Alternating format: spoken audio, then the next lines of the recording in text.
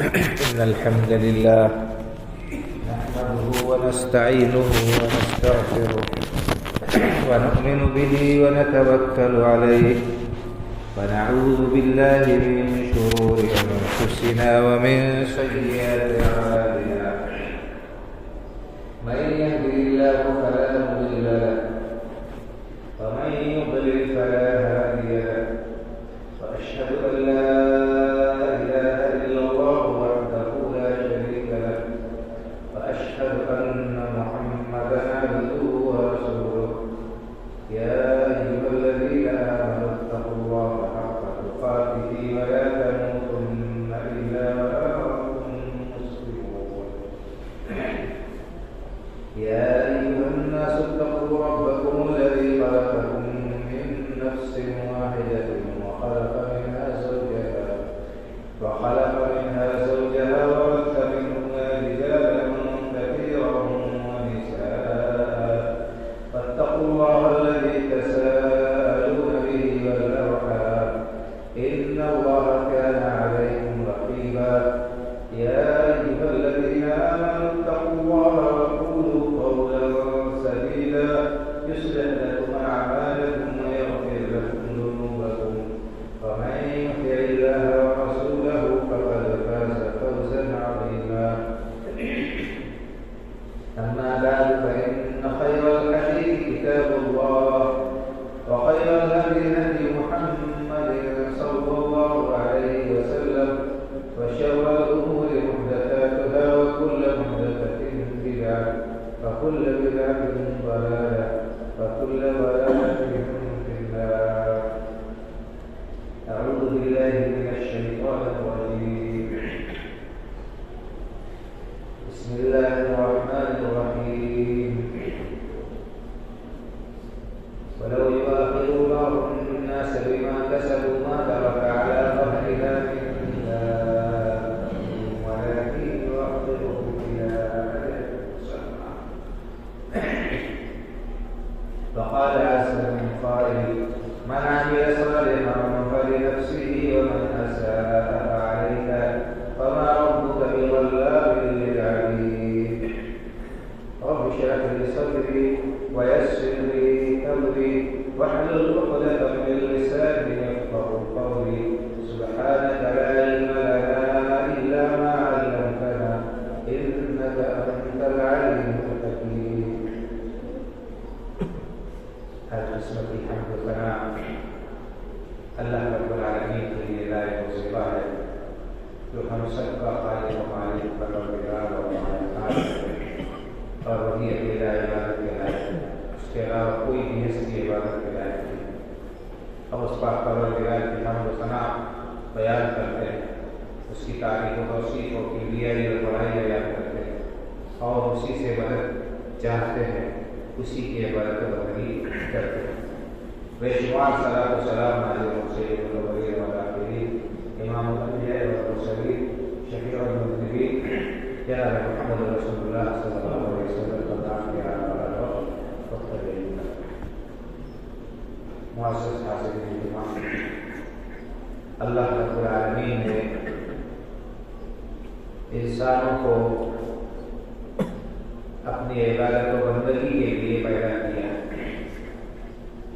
اور ان کے اوپر کچھ فرائض عائد کیے ہیں جن کی پابندی ضروری اور کچھ چیزیں حرام قرار دی ہیں, کچھ چیزوں سے منع کیا ہے. ان سے بچنا ہمارے لیے لازمی اور ضروری. اللہ رب العالمین کو کون سا کام پسند ہے, کس سے وہ راضی ہوتا ہے تو کس پر ہوا ہے وہ ثواب دے گا.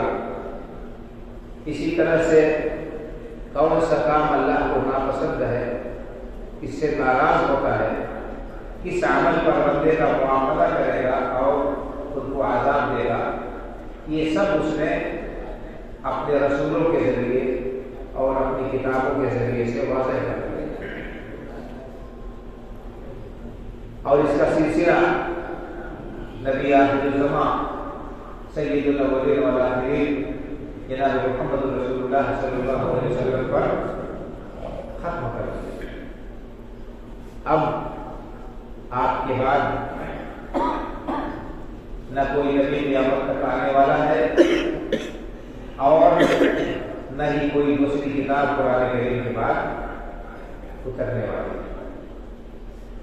اللہ کے رسول صلی اللہ علیہ وسلم نے اپنی امت کو کھول کھول کر واضح طور پر بغیر کسی رو رعایت کے حق کو اور باطل کو بیان کر دیا۔ یہ حق ہے، اس پر عمل کرنے سے اجر و ثواب ملے گا، اور یہ باطل ہے، اس پر عمل کرنے سے، اس کے مطابق عقیدہ رکھنے سے اللہ کی گرفت کا شکار ہو جاؤ گے۔ بالکل واضح اور دونوں الفاظ میں آپ نے امت کے سامنے یہ ساری باتیں بتا دی۔ آپ کا ارشاد ہے کہ ترکتکم علی المحجۃ البیضاء لیلھا کنہارھا لا یزیغ عنھا الا ہالک۔ لوگوں، میں نے تمہیں بالکل واضح اور روشن شاہراہ پر چھوڑا۔ ایسا روشن راستہ ہے، ایسی واضح راہ ہے جو بالکل چمکدار ہے، اس میں کوئی کجی نہیں، کوئی ٹیڑھ نہیں، کوئی اندھیرا اور تاریکی نہیں۔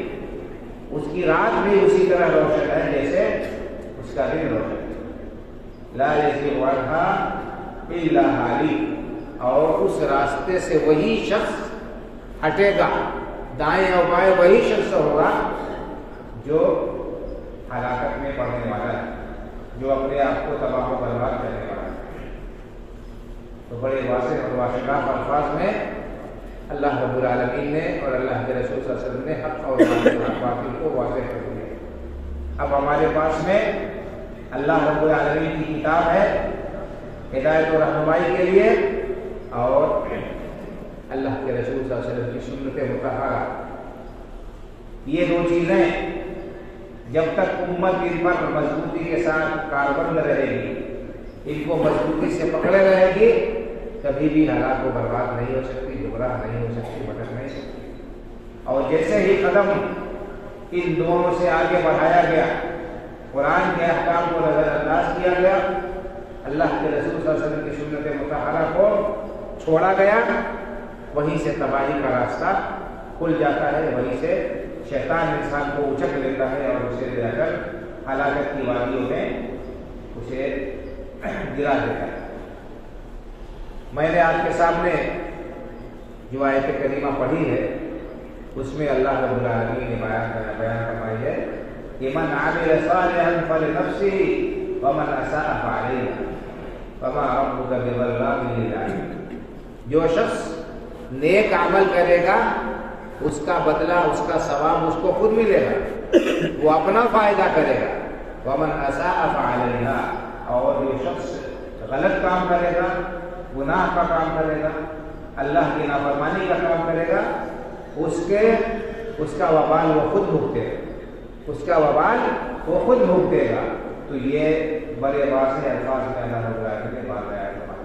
وما ربک بظلام للعبید، اور آپ کا رب بندوں پر ذرہ برابر بھی ظلم نہیں کرتا۔ اللہ رب العالمین نے تو بندوں کے اوپر ظلم کو حرام قرار دیا۔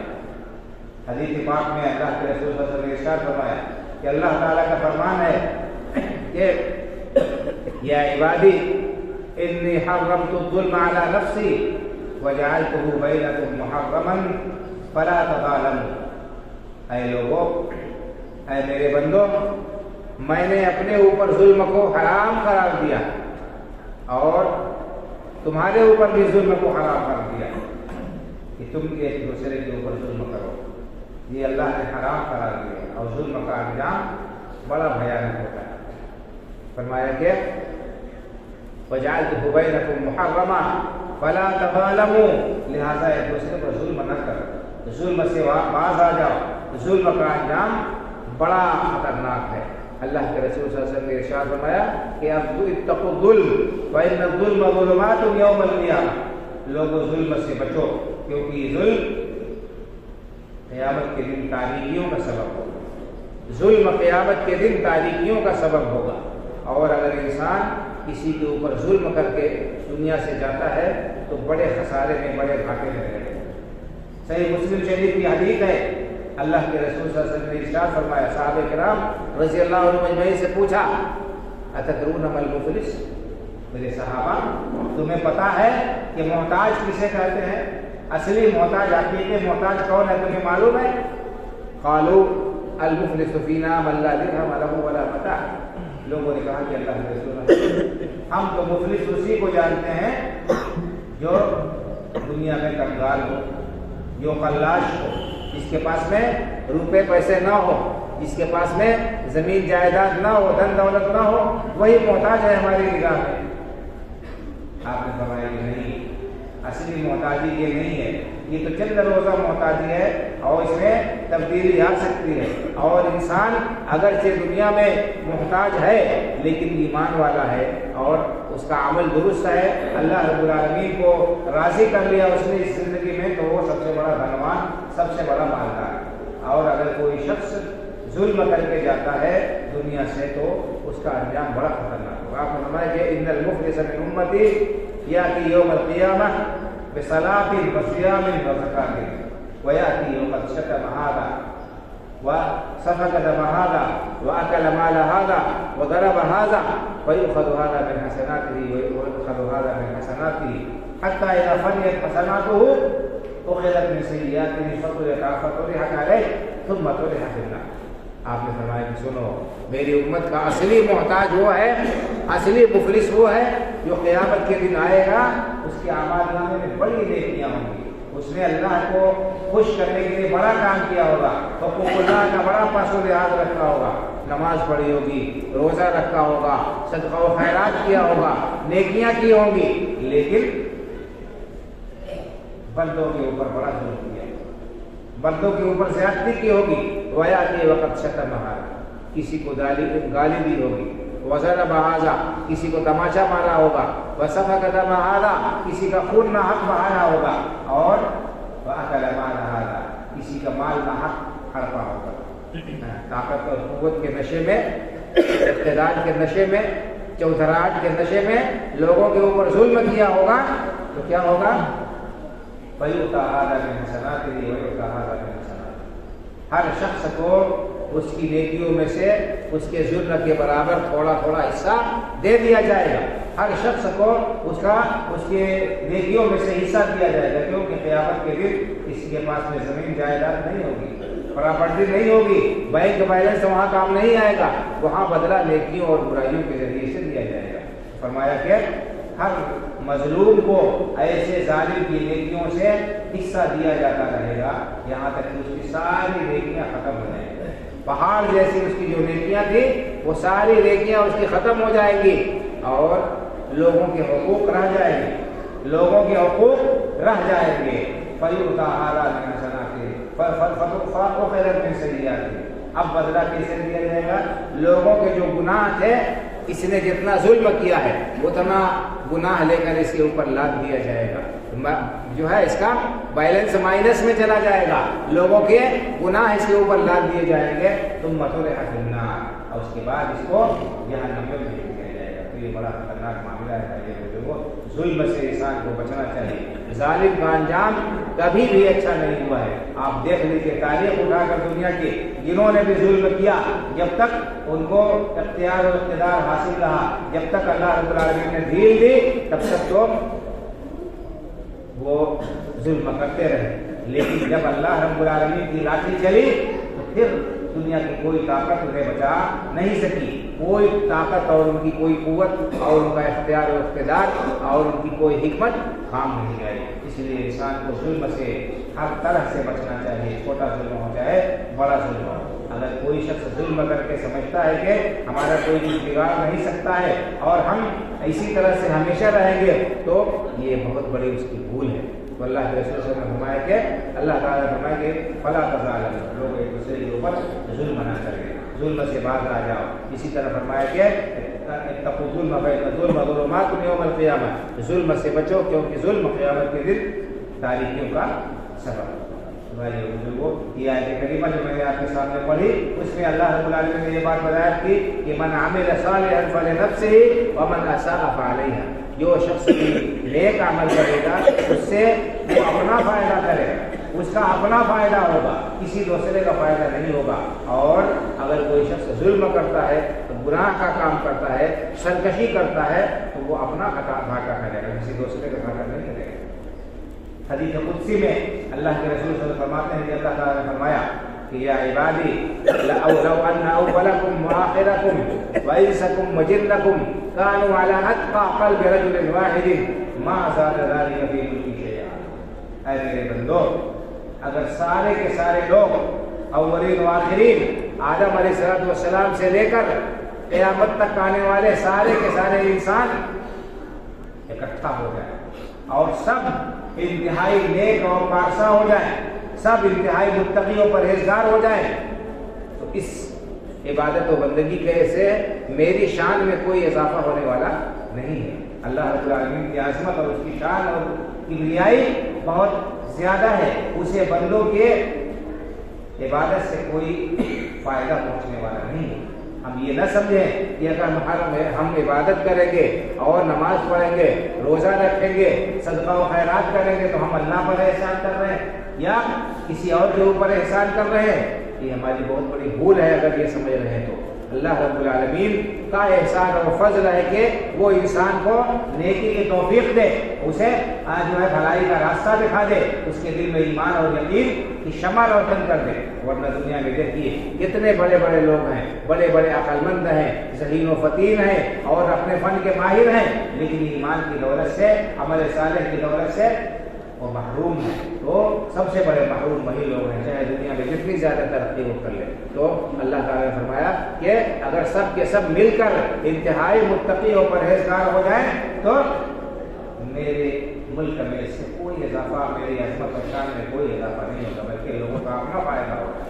اللہ رب العالمین نے قرآن کریم میں کچھ لوگوں کے بارے میں بتایا جو اللہ کے رسول کے زمانے میں تھے، مسلمان ہوئے تو وہ سمجھ رہے تھے کہ بڑا احسان کر رہے ہیں اللہ کے پر، دین پر، مسلمانوں پر۔ اللہ تعالیٰ نے صاف صاف بتا دیا یمنون علیک ان اسلموا قل لا تمنوا علی اسلامکم بل اللہ یمن علیکم ان ہداکم للایمان ان کنتم صادقین۔ لوگ آپ پر احسان جتا رہے ہیں یہ کہہ کر کہ ہم مسلمان ہو گئے، یمنون علیک ان اسلموا، آپ پر احسان جتا رہے ہیں، یہ سمجھ رہے ہیں کہ مسلمان ہوئے تو انہوں نے بہت بڑا احسان کر دیا، بہت بڑا کارنامہ کر دیا، آپ کے کا ساتھ دیا تو آپ کو قوت و طاقت حاصل ہو گئی۔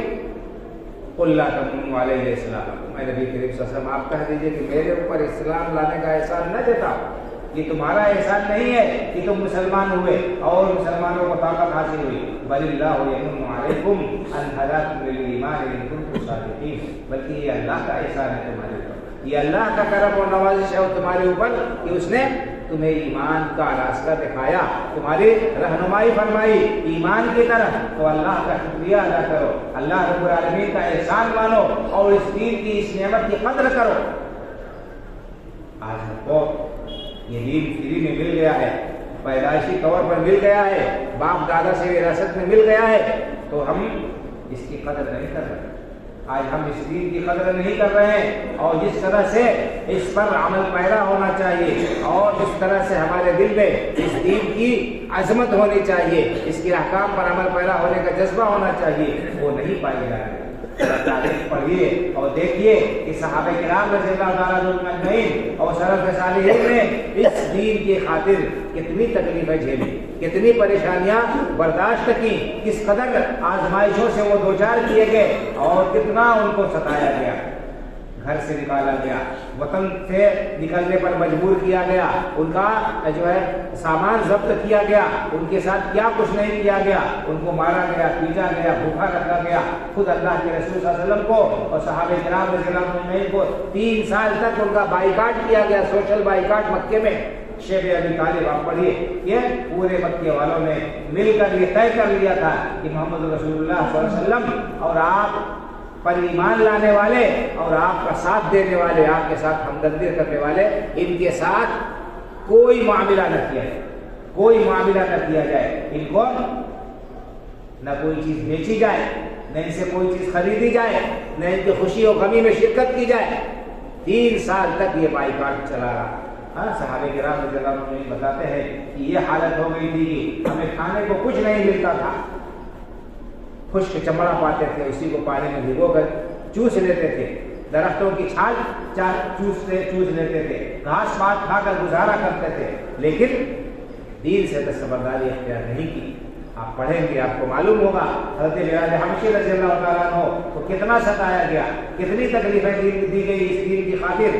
ان کو جو ہے کس طرح سے گھر بریت پر لٹایا جاتا تھا، ان کے سینے پر بھاری پتھر رکھ کر، اور ان کو یہ کہا جاتا تھا کہ اس دین سے پھر جاؤ، لیکن وہ فی احد احد کا نعرہ لگاتے تھے، اور اللہ رب العالمین کی وحدانیت اس کی توحید سے ذرہ برابر بھی انہوں نے پیچھے ہٹنا گوارا نہیں کیا۔ آپ صحابہ کرام رضی اللہ تعالیٰ عنہ کی تاریخ پڑھیں اور ان کی سیرتوں کا مطالعہ کریں، ہمارے ایمان کے اندر تازگی آئے گی، ہمارے ایمان کے اندر حرارت آئے گی۔ آج ہم اپنی تاریخ کو بھلا بیٹھے ہیں، اور آج ہم اللہ کے دین سے دور ہو کر پھر شکایت ہم کر رہے ہیں کہ اللہ رب العالمین کی رحمت ہم سے روٹھی ہوئی ہے، اللہ رب العالمین ہم سے ناراض ہے۔ ایک مسجد ہماری گئی تو ہمیں بڑا صدمہ ہے، یقیناً صدمہ ہونا چاہیے، یہ افسوس کی بات ہے، لیکن جو مساجد آزاد ہیں، یہاں پر کوئی پابندی نہیں ہے۔ ہمارے اپنے محلے کی مسجدوں کو آباد کرنے کی کتنی فکر ہم کو، ہم میں سے کتنے لوگ ہیں جو 5 وقتہ نماز مسجد میں حاضر ہو کر پڑھتے ہیں؟ کیا یہ ہمارا جرم نہیں؟ کیا ہم مجرم اس کے نہیں ہیں کہ اپنی مسجدوں کو ہم اسی طرح سے ویران چھوڑے رہے؟ اور جو لوگ تمام کاموں سے فارغ ہو جائے، جن کو کچھ کرنے کی اب سکت اور حاجت نہ رہے، وہ مسجد میں جائیں، باقی جن کے ہاتھ پیر میں طاقت و قوت ہے وہ مسجدوں سے دوری بنائے رہیں۔ یہ کتنا بڑا ظلم ہے ہمارے مساجد کے ساتھ، ہم خود کر رہے ہیں اور شکایت غیروں سے کرتے ہیں۔ ہمیں خود اپنے گریبان میں جھانکنے کی ضرورت ہے، سمجھنے کی ضرورت ہے، اپنے اصلاح کی ضرورت ہے بھائی لوگوں۔ تو اللہ تعالیٰ نے فرمایا کہ من عمل صالحا فلنفسہ، جو شخص نیک عمل کرے گا تو اس کا ثواب اس کو ملے گا، ومن اساء فعلیہا، اور اگر کوئی شخص غلط کاری کرے گا، اللہ کی نافرمانی کرے گا، تو اس کی سزا کا بھی وہی مستحق ہوگا۔ اللہ وما ربک بظلام للعبید، اللہ رب العالمین بندوں کے اوپر ظلم نہیں کرتا، اللہ رب العالمین بندوں کے اوپر ظلم نہیں کرتا ہے، اللہ رب العالمین تو بڑا ہی انصاف پرور ہے، اللہ رب العالمین تو بندوں کو معاف کرتا ہے، اتنا معاف کرتا ہے، اتنا معاف کرتا ہے کہ اگر اللہ رب العالمین معاف نہ کرے تو اس روئے زمین پر کوئی بچے نہ۔ قرآن کریم میں اللہ رب العالمین نے فرمایا وَلَوْ يُؤَاخِذُ اللَّهُ النَّاسَ بِمَا كَسَبُوا مَا تَرَكَ عَلَى ظَهْرِهَا مِن دَابَّةٍ وَلَكِنْ يُؤَخِّرُهُمْ إِلَىٰ أَجَلٍ مُّسَمًّى۔ اگر اللہ رب العالمین لوگوں کے گناہوں پر، ان کے جرائم پر، ان کی ہر چھوٹی بڑی غلطی پر ان کا مواخذہ کرنے لگے، ان کی گرفت کرنے لگے، ان کو پکڑنے لگے، تو اس زمین پر کوئی بھی جاندار بچے گا نہیں۔ اللہ رب العالمین اگر لوگوں کے گناہوں پر ان کا مواخذہ کرنے لگے، پکڑنے لگے، تو کوئی زندہ اس روئے زمین پر بچے گا ہی نہیں۔ وَلَٰكِنْ يُؤَخِّرُهُمْ إِلَىٰ أَجَلٍ مُّسَمًّى، لیکن اللہ رب العالمین نے ایک دن مقرر کر رکھا ہے قیامت کا، قیامت کے دن وہ حساب کتاب لے گا، اور قیامت کے دن اللہ رب العالمین مواخذہ کرے گا لوگوں سے، اور ان کو ان کے اعمال کا پورا پورا بدلہ دے گا۔ اس لیے اللہ رب العالمین کی اس ڈھیل پر، اللہ رب العالمین کی اس چھوٹ پر ہمیں غفلت میں نہیں پڑنا چاہیے، ہمیں اس سے دھوکے میں نہیں پڑنا چاہیے۔ ایسا نہیں ہے کہ اللہ رب العالمین ہمارے حالات سے، ہمارے اعمال سے، ہمارے کرتوتوں سے واقف نہیں ہے، اللہ رب العالمین ہر چیز سے واقف اور باخبر ہے۔ اللہ رب العالمین تو انسان کے دل میں کیا خیال گزرتا ہے اس سے بھی واقف ہے، اس سے بھی باخبر ہے۔ اللہ رب العالمین کا ارشاد ہے کہ وَلَقَدْ خَلَقْنَا الْإِنسَانَ وَنَعْلَمُ مَا تُوَسْوِسُ بِهِ نَفْسُهُ وَنَحْنُ أَقْرَبُ إِلَيْهِ مِنْ حَبْلِ الْوَرِيدِ۔ ہم نے ہی انسان کو پیدا کیا، پیدا کرنے والا اللہ رب العالمین ہی ہے، اس کائنات میں وجود بخشنے والا، انسانوں کو بھیجنے والا اللہ تعالیٰ ہے۔ وَنَعْلَمُ مَا تُوَسْوِسُ بِهِ نَفْسُهُ، اور انسان کے جی میں کیا خیال آتا ہے، کیا وسوسہ گزرتا ہے، ہم اسے بھی جانتے ہیں۔ وسوسہ آپ جانتے ہیں، ذہن میں گزرنے والے خیال کو کہتے ہیں، اس کو انسان کسی سے کہتا نہیں ہے، اس کے علاوہ کسی دوسرے کو भनक भी नहीं लगती है, खबर भी नहीं लगती है कि इसके दिल में क्या ख्याल आ रहा है, इसके दिमाग में क्या खिचड़ी पक रही है। अल्लाह ने फरमाया कि हम उस वसवसा दिल में आने वाले ख्याल को भी जानते हैं। वनहनु अक़रबु इलैहि मिन हब्लिल वरीद, और हम इंसान के शह रग से भी ज़्यादा करीब हैं। तो अल्लाह रब्बुल आलमीन ने सारी बातें कुरान करीम में बयान कर दी, सबको वाज़ेह तौर पर बता दिया है और हमें मौका दे रहा है, दिल पर दिल दे रहा है। तो ज़रूरत इस बात की है कि हम समझें और मौके को गनीमत समझते हुए अपनी ज़िंदगी में ये जो अय्याम बाकी रह गए हैं उनमें अपने फ़ायदे का काम करें, अपने आखिरत के लिए जो फ़ायदा है उसके लिए काम करें। दुनिया के लिए तो काम करते ही है, करना ही है। इस्लाम ने इसकी भी तरकीब की है, इसका हुक्म दिया है। कुरान में अल्लाह ने फरमाया कि फ़ायदा क़ुदियत सलातो फंतशिरू फिल अर्ज़ि वब्तगू मिन फ़ज़लिल्लाह, जब जुमा की नमाज खत्म हो जाए तो अल्लाह की ज़मीन में फैल जाओ और अल्लाह की रोज़ी तलाश करो। तो इस्लाम ने हुक्म दिया है इस बात का कि इंसान रोज़ी कमाए। दुनिया कमाने से इस्लाम ने नहीं रोका है, आप ज़्यादा से ज़्यादा कमाइए। सहाबे किराम रज़ियल्लाहु तआला अन्हुम को देखिए, बहुत बड़े बड़े मालदार वो लोग थे, लेकिन शर्त क्या है?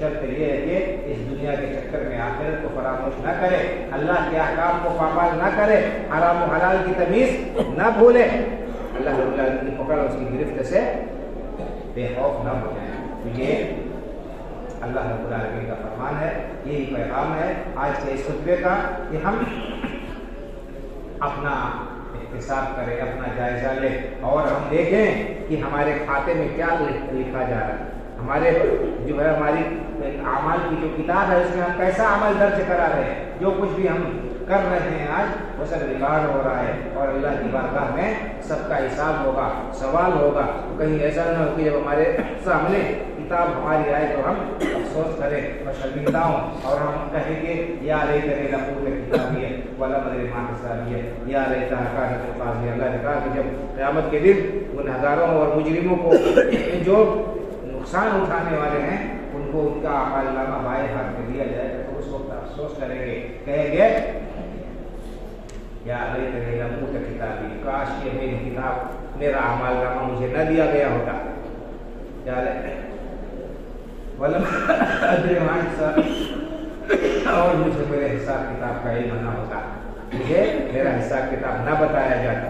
या लेटहा कानत क़ाज़िया, काश के मौत आ जाती, काश के मौत आ जाती और ज़िंदगी का खात्मा हो जाता और ये रुसवाई और ये ज़िल्लत और ये नाकामी और ये अज़ाब न देखना पड़ता। या लेटहा कानत क़ाज़िया मा अग़ना अन्नी मालिया, वो माल जिसको जमा करने में मैं अंधा हो गया था, जिस माल को जमा करने में मैंने हराम और हलाल का पासो लिहाज नहीं किया, जायज़ और नाजायज़ का ख्याल नहीं रखा, लोगों के ऊपर जुल्म किया, ज़बरदस्ती नाजायज़ तरीके से जिस माल को मैंने बटोरा था, आज ये माल मेरे कुछ काम नहीं आया। या मा अग़ना अन्नी मालिया, इस माल ने मुझे कुछ भी बेनियाज नहीं किया, कुछ फ़ायदा नहीं पहुँचाया। हलका अन्नी सुल्तानिया, और मेरी चौधराहट, मेरी हुकूमत सब जाती रही, आज कोई मेरा साथ देने वाला नहीं है।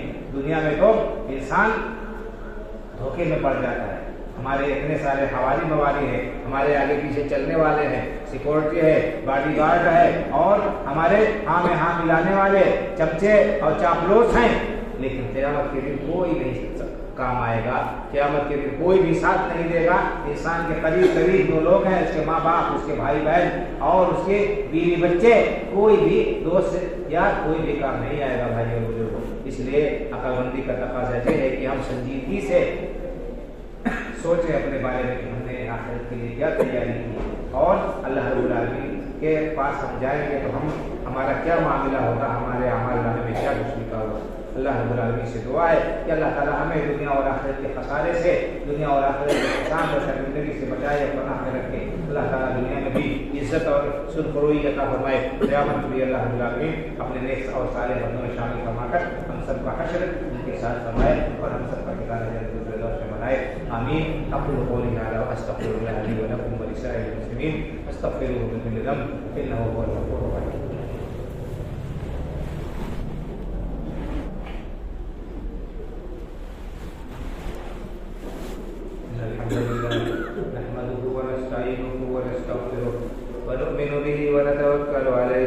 ونعوذ بالله من شرور أنفسنا ومن سيئات أعمالنا من يهده الله فلا مضل له ومن يضلل فلا هادي له وأشهد أن لا إله إلا الله وحده لا شريك له وأشهد أن محمدا عبده ورسوله إن الله وملائكته يصلون على النبي يا أيها الذين آمنوا صلوا عليه وسلموا تسليما اللهم صل على محمد وعلى آل محمد كما صليت على إبراهيم وعلى آل إبراهيم إنك حميد مجيد اللهم بارك على محمد وعلى آل محمد كما باركت على إبراهيم وعلى آل إبراهيم إنك حميد مجيد اللهم انصر من نصر دين محمد صلى الله عليه وسلم واجعلنا منهم واخذل من خذل دين محمد صلى الله عليه وسلم ولا تجعلنا منهم عباد الله رحمكم الله إن الله يأمر بالعدل والإحسان وإيتاء ذي القربى وينهى عن الفحشاء والمنكر والبغي يعظكم لعلكم تذكرون فاذكروا الله يذكركم وادعوه يستجب لكم ولذكر الله أكبر والله يعلم ما تصنعون